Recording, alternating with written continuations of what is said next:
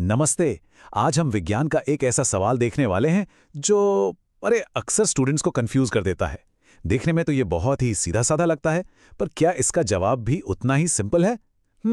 चलिए मिलकर पता लगाते हैं।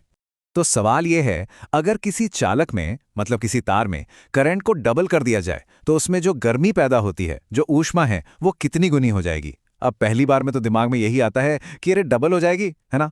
पर रुकिए, असली जवाब शायद थोड़ा चौंकाने वाला है। अच्छा, इससे पहले कि हम सही जवाब पर जाएं, 1 मिनट के लिए रुकते हैं। कोई किताब नहीं देखनी, कोई फॉर्मूला याद नहीं करना, बस एक अंदाजा लगाइए मन में क्या आता है। तो इस पहेली को सुलझाने के लिए हमें फिजिक्स के एक बहुत ही जरूरी नियम को समझना होगा, और वो है जूल का तापन नियम।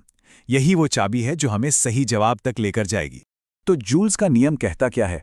ये हमें बताता है कि किसी तार में जो गर्मी यानी H पैदा होती है, वो उसमें बहने वाले करंट यानी I की स्क्वायर, जी हां वर्ग, उसके प्रतिरोध R और समय T, इन तीनों के गुणा के बराबर होती है। मतलब सारा खेल इस फॉर्मूले का है, H = I² RT। चलिए तो इस फॉर्मूले के किरदारों से फटाफट मिल लेते हैं। H का मतलब है ऊष्मा यानी हीट, I है अपनी विद्युत धारा मतलब करंट, R है प्रतिरोध यानी रेजिस्टेंस और T है समय, सिंपल। हर किसी का अपना एक जरूरी रोल है।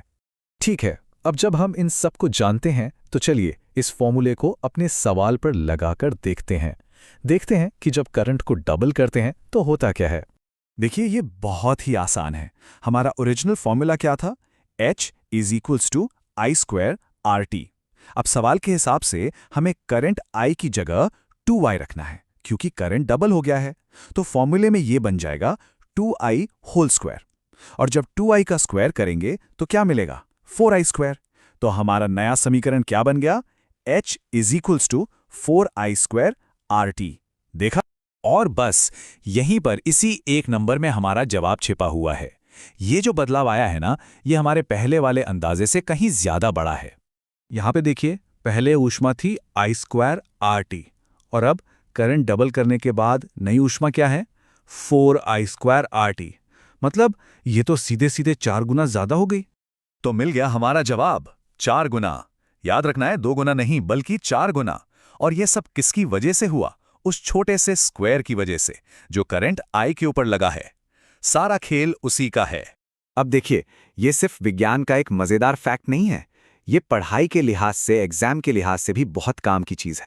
और ये मैं ऐसे ही नहीं कह रहा, बोर्ड की परीक्षाओं में ऐसे सवाल बिल्कुल सीधे सीधे पूछ लिए जाते हैं।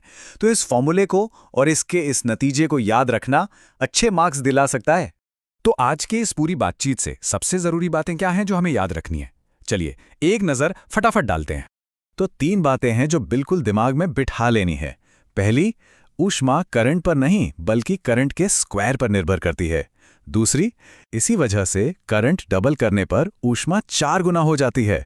और तीसरी, ये एग्जाम में पूछे जाने वाला एक बहुत ही कॉमन सवाल है। तो अब जब ये कॉन्सेप्ट एकदम क्लियर हो गया है, तो एक छोटा सा चैलेंज। अगर हम करंट को 2 गुना नहीं बल्कि 3 गुना कर दें तो ऊष्मा कितनी बढ़ेगी? सोचिए जरा। इसका जवाब भी उसी जूल के नियम में ही छिपा है। देखिए क्या इसे हल कर पाते हैं।